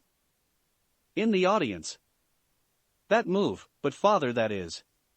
Hanabi said, but before she could finish, her father interrupted her. Yes, that is Kaiten, a secret technique that is only passed down to the successors of our clan, or in other words, the members of the main family. But somehow, he was able to come up with this move himself, just as he did with the hack Rokujuyan show. Such incredible talent, I never expected him to be so gifted. To think a boy from the branch family, who cannot succeed as head of our clan, has inherited our clan's bloodline ability to this extent. A Hyuga elder with wonderment at Niji's skill and ability said. It a disgrace. Another elder angrily spat, as he was furious at branch member being able to perform 2 of the main family's most carefully guarded secret techniques. Perhaps I made a mistake when I chose Hayashi to succeed me as clan head, instead of Hisashi. Hayashi's father thought as he stared down at Niji. You're skilled, Naruto-san, but I am afraid you cannot get by Niji's ultimate defense as it is perfect. 10-10 thought. In the arena. What will you do now, Senju Naruto? Niji asked. I told you earlier I had studied as much as I could about you. I knew I would have to face your immense strength sooner or later. That is why I developed this technique, so that I could counter your inhuman strength. No technique is without weakness, team, therefore your technique has won, and I'll find it, just as I did with your Byakugan. Ha, you're living in a dream world, Senju, just like Lee with his foolish belief that hard work would allow him to overcome those of us who are gifted and make his dreams come true. At the mention of Lee, Naruto remembered his battle with Lee, and how no matter how hard he hit him the green-haired boy kept getting up, he refused to back down or give up. He then remembered how Niji scorned and mocked Hinata during and after their battle. Remembering this, Naruto grew even more determined to beat Niji, as he refused to let him get away with mocking his friends or spitting on their beliefs and dreams. Why don't you just shut your mouth? Naruto angrily said, just because you've more natural talent and ability than most people. It doesn't give you the right to put others down when they try their hardest and tell them they can never become stronger. That's rather amusing coming from you, retorted Niji. Given how you were the one who destroyed Lee's career as a shinobi. In the audience. That was low, Kushina said with a frown, as she knew how guilty Naruto felt over what happened to Lee, and how may have destroyed the boy's career. In the arena. Gripping his fist in anger, Naruto glared at the Hyuga member. I never wanted to do that to Lee, and if I could change things I would. Yet it did, so I don't see how you have the moral high ground here, Senju. I never tried to kill him like when you did with Hinata-chan, nor did I ever put him down or mock him for wanting to become a great shinobi. In fact, I respected and admired him for it. He may have lost the fight, but as far as I'm concerned, he proved himself as a great shinobi. The fact that he nearly defeated me proves it, as I only won by chance. It was not chance, it was fate. I told you before, Senju, our fates are decided from the moment we are born. They cannot be changed no matter what you believe or how hard you try to fight it. The fact that Lee still lost to you despite how close he came, proves that, as does Hinata-sama's fight with me. What is it with you? Naruto asked. Why do you persist to go on with this fate crap? What is your deal with the Hinata-chan and the main family of your clan? I don't see why it should concern you. The fact that you tried to kill Hinata-chan, who is my friend, makes it my concern. Very well, I will tell you, since you seem to care so much about the Hyuga's clan fate of hatred. Niji said with an angry look as he remembered. The Hyuga clan has a secret technique that has been passed down within the main family. This technique is called the Hyuga Soap no Juinjutsu, Hyuga main family's cursed seal technique. Cursed seal? As in like the one that Orochimaru put on me? Naruto thought in surprise. That cursed seal symbolizes a cage bird, and is also a symbol of those who are bound within an inescapable destiny. Niji said before he took off his headband and revealed his curse seal, after which he continued on with his story. With it, the main family controls the fate of all members of the branch family. It allows the head family to destroy the brain cells of any branch member who tries to fight their fate. Killing would be just as easy as well. And this curse seal will only disappear after I die when it seals up my Byakugan. But why? Naruto asked in surprise, as it made no sense to him for a clan to do something like this to their own members. The Hyuga clan, as you know, has a unique bloodline limit, and there are many who are after it or want to learn its secrets. So, to protect it, this curse seal was created to ensure that the branch family protects the main family and keeps our clan's secrets, as well as ensure that no branch member goes against a member of the main family. So, you hate Hinata-chan because she is a member of the main family, and because they are the ones who forced the curse seal on you. It is hardly that simple. Then explain. One day when I was 4, this detestable seal was carved into me with that cursed seal technique. On that day there was also a large ceremony in the village, celebrating a new peace treaty between Konoha and Kumo. I already know about this, Naruto interrupted. On that day that the treaty was to be revealed, the head ninja who was sent by Kumo to negotiate the treaty was revealed to be a spy. The treaty was a cover created by Kumo to allow the head ninja to enter the village, so that he could kidnap Hinata-chan and steal the Byakugan bloodline and learn its secrets. But the plan failed as Hinata-chan's father stopped it by killing the head ninja before he could escape with Hinata-chan. When it was revealed, Kumo denied any knowledge of what the head ninja had done and blamed Kanoha for what happened. They then demanded that Kanoha pay, resulting in a Konoha shinobi having to sacrifice himself to prevent a war from breaking out. He did not sacrifice himself, he was murdered, Niji replied angrily. With their head ninja dead, Kumo demanded that Kanoha give up a shinobi, or to be more precise they demanded the body of the Hyuga clan head Hyuga Hayashi. But he's alive, Naruto answered. Precisely, Niji replied as he narrowed his eyes angrily, wanting to avoid a war at all cost. Kanoha agreed. But instead of Hayashi being sacrificed, the main family replaced him with my father, who was Hayashi-sama's identical twin brother. No way, Naruto said, as didn't know any of this. Yes, Niji replied with a pained and angry look. To protect the main family, to protect our clan's secrets, to avoid another war with Kumo, the head family murdered my father. When he finished speaking, Niji closed his eyes in sorrow as he remembered the pain of seeing the dead body of his father, who was killed just to protect the main family. Naruto of course said nothing, as he had no clue of any this. He did not know that there was more to the story than what he was told. In the stands the audience remained silent, digesting everything that Niji had said. When Niji had finished his story on the Hyuga incident, several shinobi like Kushina frowned, as like her. The incident had left a bitter aftertaste in their months, and they did not agree with what happened. Up in the Kage stands the Sandaime just lowered their heads, with some shame. He remembered those days all too well. In the grand scheme of things, sacrificing one man's life to stop a war that would result in the death of hundreds if not thousands of shinobi seemed like a small price of pay. But still, it had not made it any easier, especially knowing the pain that Hisashi's loved ones would feel with his death. At the same time both Jiraiya and Tsunade frowned. They were familiar with that incident, since in the end, both Kanoha and Kumo suffered because of it. The Raikage himself also frowned, as he did not like remembering how bad that incident turned out for his village. The plan had seemed so simple yet perfect, but in the end, it turned into a gigantic mess, where they'd not only lost one of their best shinobi, but his village's reputation fell greatly. Even Hisashi corpse gave them nothing thanks to his curse seal sealing up his Byakugan, and when they later learned that Kanoha had tricked them, they couldn't do a thing, since if they tried, they would look even more petty than they did before. Damn, our village really screwed this guy over, Omoi thought, who could not help feel a bit ashamed for what his village had done. In the arena. Now you see why you can never change your fate, like my father who could not escape his fate of being used to protect the main family. You cannot hope to defeat me, your fate is sealed. From what I can see, this fight is far from over, team, so don't go preparing your victory speech, as I am far from done, Naruto replied, staring back defiantly at the Hyuga boy, who frowned with annoyance. I may not know what it feels like to lose a father, since I never knew mine. But if that is your sole reason for you believing that our fate is predetermined, then you're a bigger fool than I thought.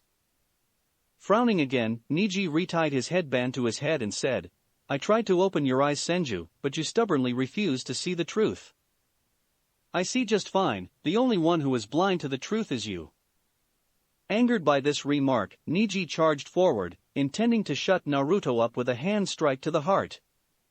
But just before he could hit Naruto, the blonde Senju used a Kawarini no Jutsu to replace himself with a wooden log. The next thing Neji knew, Naruto reappeared behind him and threw several shuriken at him, in attempt to hit his blind spot.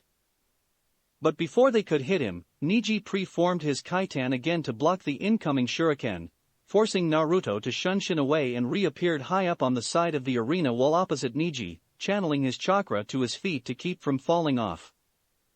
Damn it, thanks to that kaitan technique, I can't hit his blind spot anymore, but I think I am beginning to understand how it works now. I just need to see it one more time to make sure, Naruto thought. Creating 3 more clones, Naruto had them go to different ends of the arena wall, so that they would surround the Hyuga prodigy on all 4 sides. At the same time, Neji positioned himself to the center of the arena, so that he could see any incoming attack with his Byakugan. Once the shadow clones were in position, Naruto had the clone on the left side of the wall throw several kunai.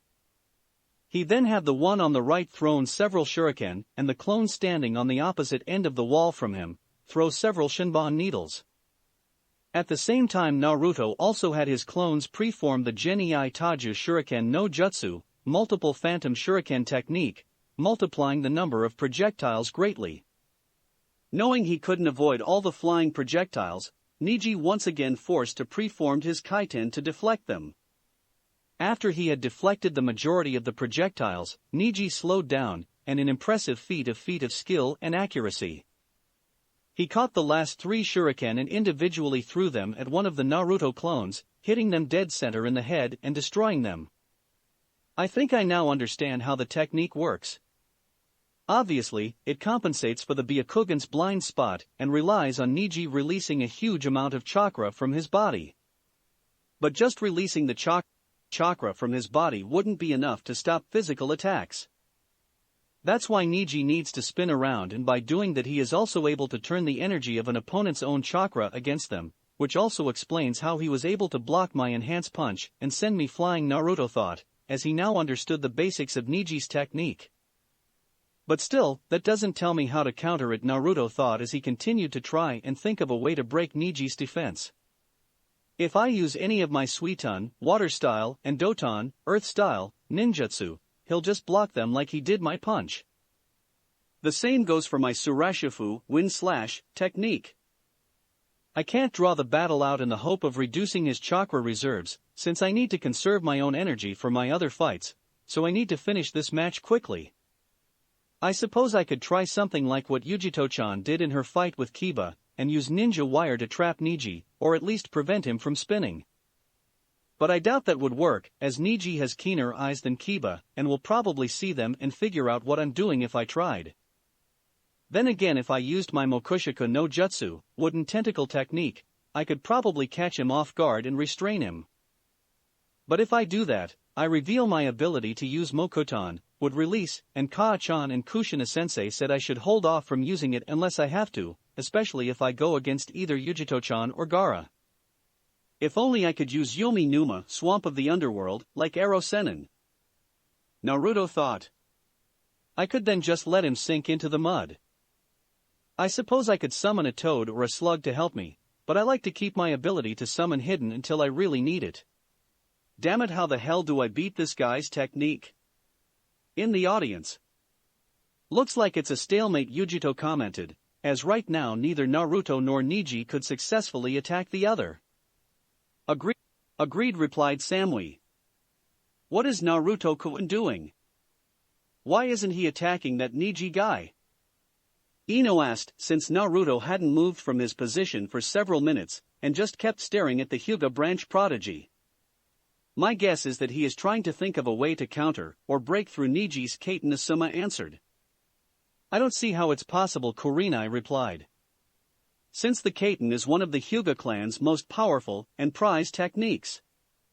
Every technique has its weakness no matter how powerful, Naruto just has to figure it out, Kushina responded. But why hasn't Niji attacked? He hasn't moved since Naruto last attacked. Sakura asked. I believe it's because Niji-san knows that if tries to attack Naruto when he is on the wall, he will become vulnerable to attack from above. But if he stays where he is, he can see an incoming attack from any direction and block it. Also he knows that Naruto is a close to mid-range fighter, meaning he will eventually have to come off the wall to attack, Yamato answered. Naruto-kun. Hinata thought with concern as she wasn't sure if Naruto could actually beat Niji's Kaiten.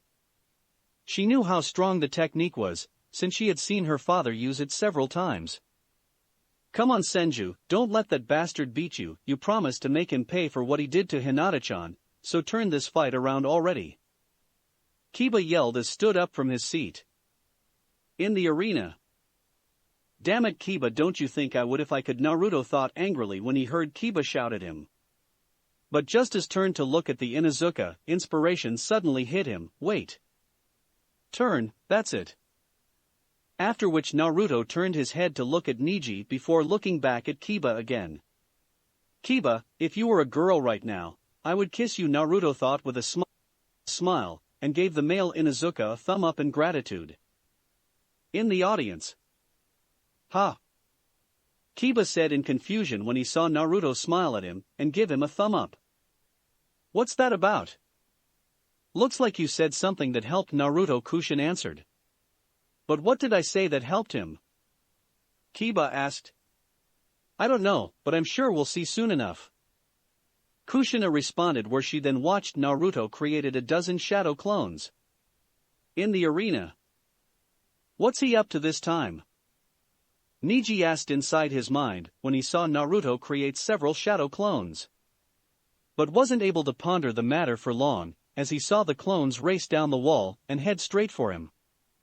Seeing the clones coming towards him, Niji fell into a defense stance, while at the same time keeping his senses alerts and watching the real Naruto, who remained on the wall overlooking things. It did not take long for the clones to reach Niji, where they quickly surrounded him from all sides. At the same time Naruto moved from his position on the side of the wall, and raced up to the top of the wall where he watched his clones battle with Niji. After skillfully defeating 3 of the 12 clones with his Juken, Niji caught a kunai with his right hand that a clone from behind had thrown at him, and then used it to deflect 2 more kunai that were thrown at him from his right side. He then caught a 3rd kunai from his left side and threw it right back at the clone that threw it, destroying it instantly. When Naruto saw this, he smirked, as his plan was finally ready, where he drew his katana from his back and jumped into the air with his katana held forward. He then began to release a large amount of chakra around himself, while spinning counterclockwise at a high velocity, taking the shape of small tornado falling toward Niji. Naturally, when Kiba saw this, he was shocked at how similar Naruto's technique was to his own Getsuga, Fong passing Fong. At the same time, the remaining Naruto clones repositioned themselves around Niji, and prepared to attack from all sides at the same time. Seeing that he was being attacked from all sides, including above, with his Byakugan, Niji knew he had only one technique that could save him. Yet despite his situation he remained perfectly calm and confident. I don't know what trick you're up to this time, Senju. But it won't work, as my Kaiten cannot be broken, Niji thought before he once again preformed his Kaiten, destroying all 8 remaining clones instantly. But when Naruto's attack made contact with Niji's Kaiten, a large explosion erupted, causing a large dust cloud to appear. As the dust cloud began to envelope the arena below, the audience saw something fly out of the dust cloud and crash into the arena wall. But before anyone could get a better look at what hit the wall, the dust expanded further out and blocking their view. With the audience. Damn it, this is nuts, Shikamaru thought. What's happening? What's going on? Where Naruto-kun? Ino asked. I don't know, I can't see anything, Sakura replied. Naruto-kun. A worried Hinata thought. When the dust slowly began to settle, the audience saw a silhouette kneeling on the ground in the middle of a small crater in the center of the arena. Eventually the dust faded and the audience could finally make out spiky yellow hair. Look, it's Naruto, he's alright. Choji shouted after seeing the blonde boy, who looked slightly ruffled and dirty from the dust, but fine otherwise. Thank goodness, Ino sighed, not knowing that the young Hyuga heiress near her and several other girls nearby also sighed in relief. But where's Niji? Tenten asked herself, and quickly got her answer, when she turned to the opposite end of the arena from Naruto and saw her Hyuga teammate, who was on the ground, covered in injuries, struggling to get up and massive dent in the wall behind him. No way, Niji. It can't be. A Hyuga elder said, he used the Kaiten, how could he have lost? I don't know, Hayashi's father replied, who frowned deeply. What sort of technique did that boy use? The elder man asked himself, not knowing that his son Hayashi was also wondering the exact same thing. In the arena. After the dust from the explosion settled, Naruto stood back up and sheathed his katana back into its sheath on his back. At the same time, Niji got back onto his feet, but was fairly shook up from Naruto's attack, where he was panting and shaking heavily, as well as covered in injuries that were bleeding and could barely stay on his feet. What WW was that technique you just used? Niji asked slowly as he looked over at Naruto, who was dusting himself off. How did you break my Kaiten? I call the technique Kaijiri, spinning cut, and as to how I broke it. Well, I told you before, Niji team, no technique is perfect, every technique has its weakness and yours has 3. What? Niji yelled angrily, not believing the blonde. It's true, the first weakness is the chakra requirements, since you need to release a large amount to preform it. That's why it's not an ideal technique to use multiple times in a drawn-out battle. The second weakness is your requirement to spin around, since it's not enough just to release your chakra, you need to spin, and if I prevent you from spinning you can't use it, Naruto replied as he counted down the weakness of the Kaiten with his finger. And the third? Asked Niji. Well, the third weakness is the spinning itself. What do you mean? As you already know, to perform the Kaiten, you release a large amount of chakra from your body and spin around at high speed. This gives you a powerful defense that allows you to block almost any attack. But the real secret to your technique is its ability to turn the energy of an opponent's own chakra against them. That's how you sent me flying when you used your Kaiten to block my enhanced punch, Naruto explained, enjoying the stunned disbelieving look on Niji's face when he revealed the secret ability of the Kaiten. Niji of course wasn't the only one who was shocked at Naruto knowing the secret ability of the Kaiten, as every other member of the Hyuga clan who was in the audience, including Hayashi and his 2 daughters, mimicked the young boy's face. How did you? No. Finished Naruto, wasn't too hard to figure out, as I had experienced it and seen you use it just enough times to figure the basics out.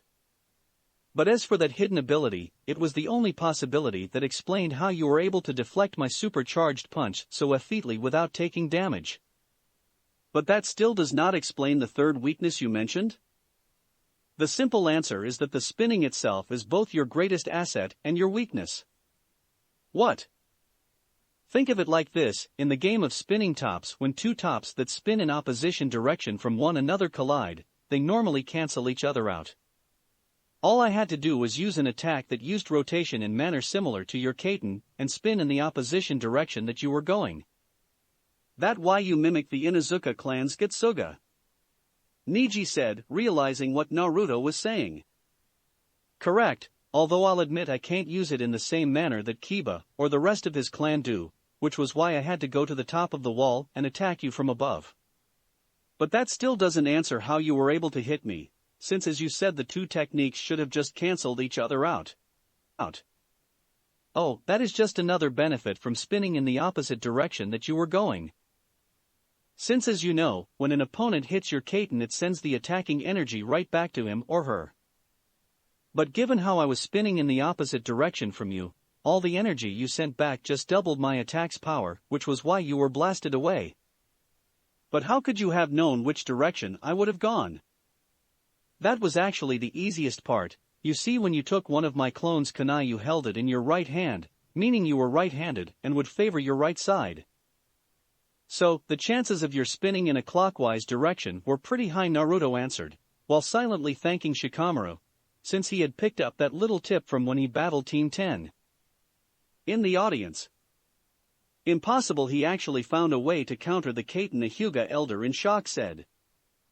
So it seems Hayashi's father said, who like the rest of the Hyuga clan elders, wasn't pleased at how Naruto not only found a way to counter one of their clan's most prized techniques, but also with how he was humiliating their clan, by revealing the weakness of their techniques and making it look so easy. Ingenious Kurenai said in disbelief as she couldn't believe Naruto had come up with such a simple yet brilliant counter to Niji's Kaiten. Indeed, Yamato replied, who was just as impressed with his student. Alright.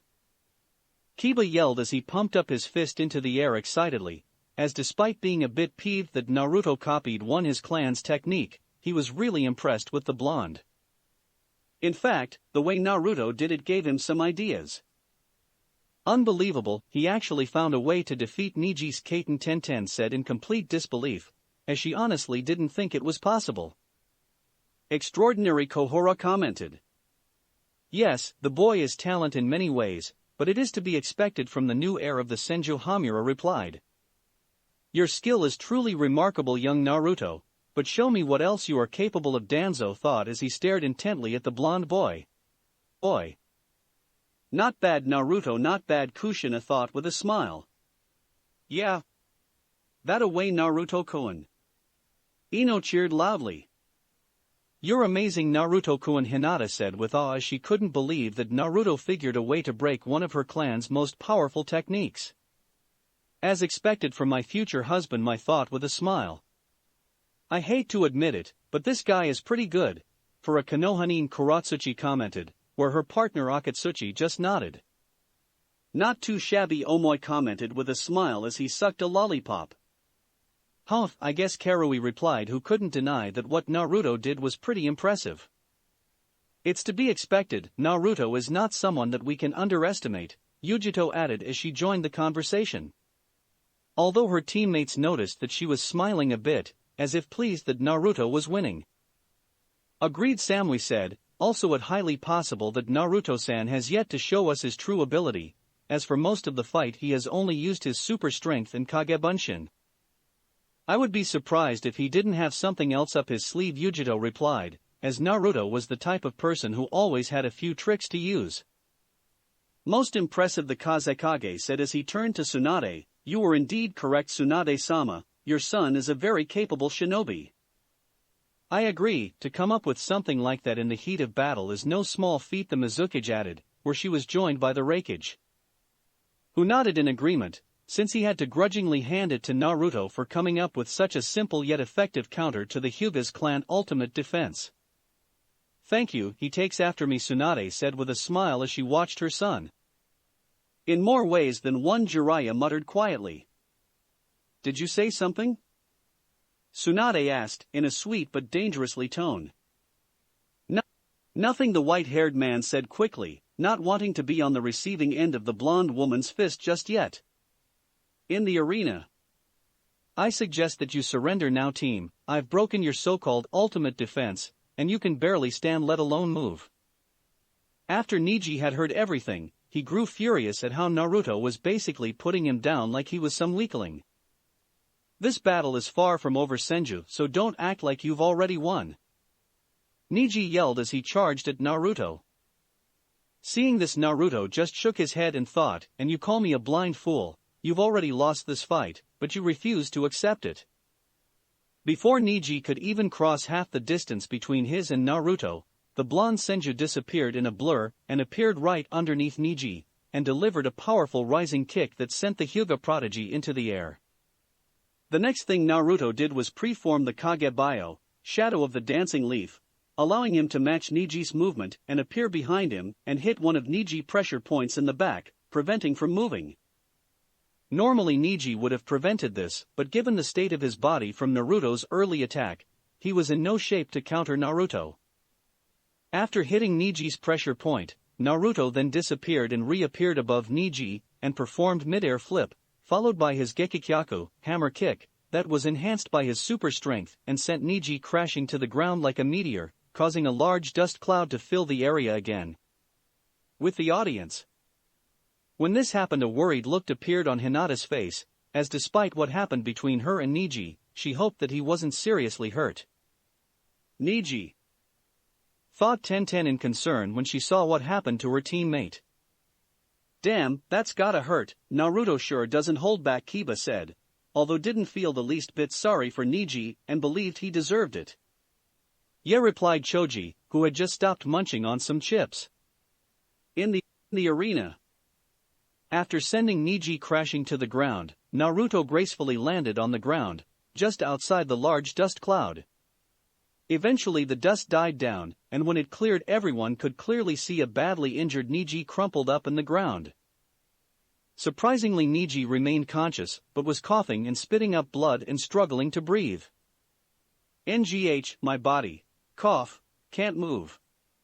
Seeing this, Naruto slowly walked up to the Hyuga prodigy and redrew his katana from his back. Once he reached Niji, he stood on the Hyuga boy's chest, causing him to hiss in pain, making Naruto guess that he had a bruised lung, along with several dozen broken bones. Once Naruto stood over Niji, he pointed the tip of his katana directly at the Hyuga's face. What are you doing? Niji asked. I was just thinking that maybe I should show you the same kind of mercy that you were planning to show Hinata-chan had Kushina-sensei and the others not stopped you, as killing isn't illegal in the exam. When Naruto said this, Niji surprisingly remained calm and stared directly at Naruto. You won't, you're not the type. You're right, Naruto said as he removed his foot from Niji's chest and sheathed his katana. I'm better than you. I don't kill unless I have to.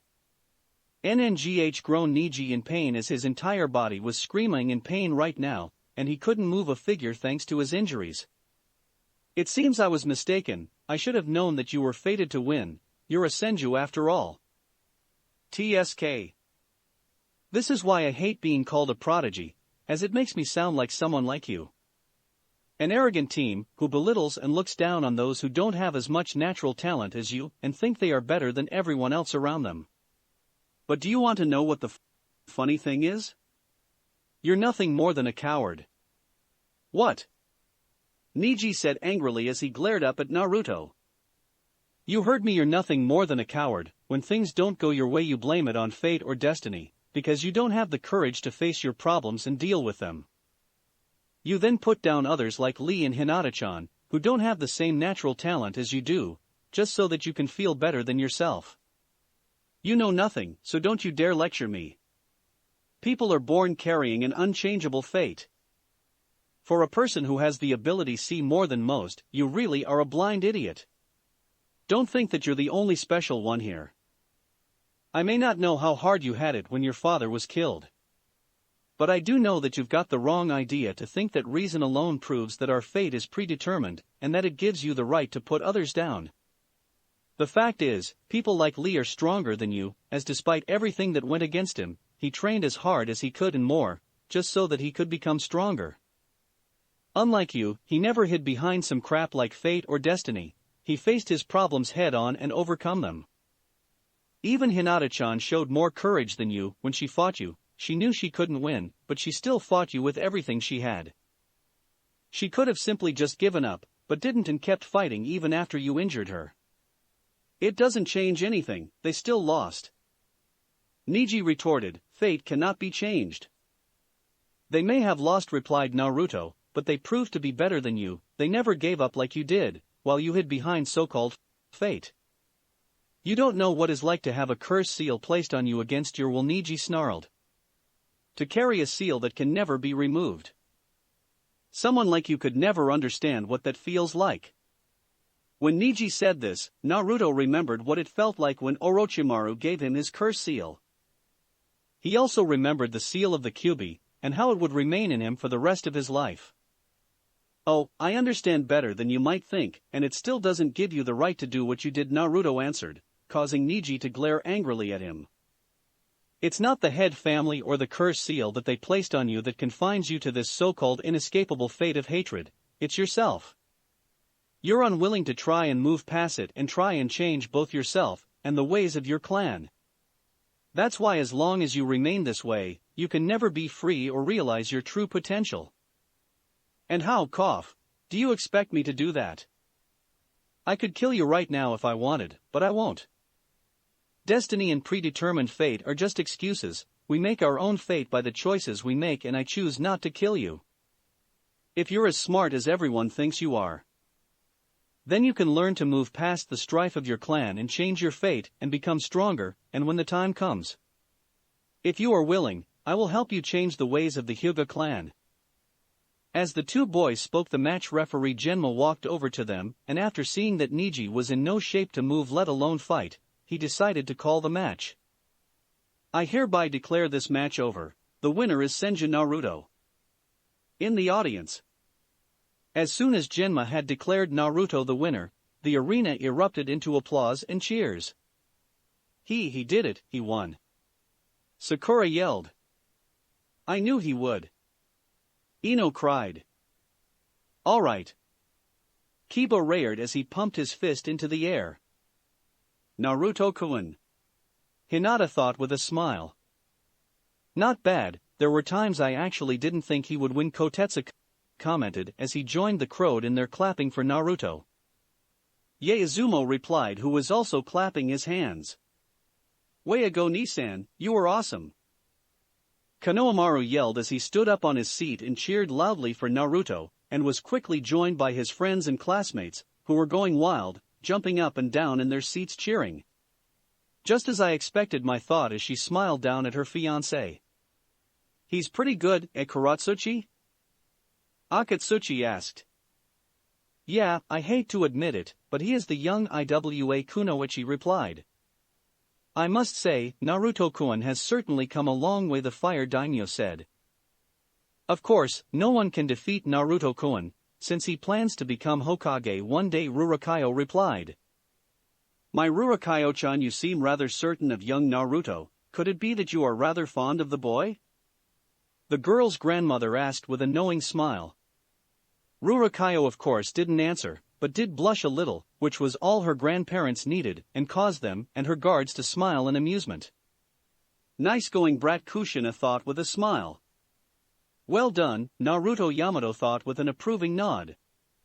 "The kid did well," Anko remarked. "Yes, he did very well. He was able to defeat Neji without revealing most of his abilities," Kurinai said. Yaesuma replied, who was impressed with the way Naruto defeated Neji, not by overpowering him, but by staying calm, watching and analyzing Neji's abilities and finding their weaknesses. These were traits that would serve a Chunin well, especially as a team leader. To think he defeated Neji without having to use his bloodline or the rest of his abilities, just how strong is this boy? Hayashi thought, not knowing that the Hyuga elders were thinking along similar lines. "Looks like Naruto won," Omoi commented. "Of course, I wouldn't anything less for Naruto," replied Yujito with a smile, as Naruto was keeping their promise to face each other semifinals. "Man, this is just great. Now that Naruto has won, I going have to fight next. Why do I keep dealing with these troublesome things?" Shikamaru grumbled. "Wow, he was great," a civilian said. "He's spectacular," another civilian said. "Well, of course he is a Senju after all," a Kanoha Shinobi said, "not to mention he is Tsunade-sama's son." "Yeah, and he pretty cute too," a Kanoha Kunoichi added. When Ino and Sakura heard this, both of them stopped cheering where sad looks appeared on their faces. Both of them were of course thinking about their respected matches in the preliminaries, and how they lost to their opponents without much effort. Knowing this, they realized how weak they truly were when compared to others in the Chunin exam. So much for Naruto-chan losing. I told you he would win. His good luck is stronger than my bad luck, Tsunade said with a grin as she thought about all the stuff she'd buy with the money she won. but quickly decided to bet all the money she had won on Naruto's next fight, doubling her profit. "Hey, I never doubted the kid would win, I trained him after all, I was just worried your bad luck would jinx him, that's all," Jiraiya replied. "What do you mean by you?" asked Tsunade as she eyed her former teammate dangerously. Since she and Shizune had done most of Naruto's training when he was growing up, while Jiraiya only popped in every so often to help a little. Yeah, right, I mean we trained him," the Toad Sage said quickly while laughing nervously. In the arena, as the audience continued to cheer for Naruto, the young Senju smiled and waved back to them, but before long he looked down at Neji. "I suggest that later, you apologize to Hinata-chan, although she probably doesn't hold any ill will towards you for what you did. It would mean a lot to her to know that the difference between you and main family could be put aside, since you're family after all." After saying this, Naruto then walked away and headed for where the rest of the Chunin finalists were waiting. As Naruto walked away, the medics went over to Neji and began to load him onto the stretcher. As they did this, Genma suddenly spoke. "When captured birds grow wiser, they try to open the cage with their beaks. They don't give up, because they want to fly again." After he said this, he walked away and prepared for the next match, leaving the young Hugo branch member with a lot to think about. That's it for this reading. Hit like and subscribe for a free ticket pass going to the different worlds of anime fanfictions. Looking forward to having you on board again.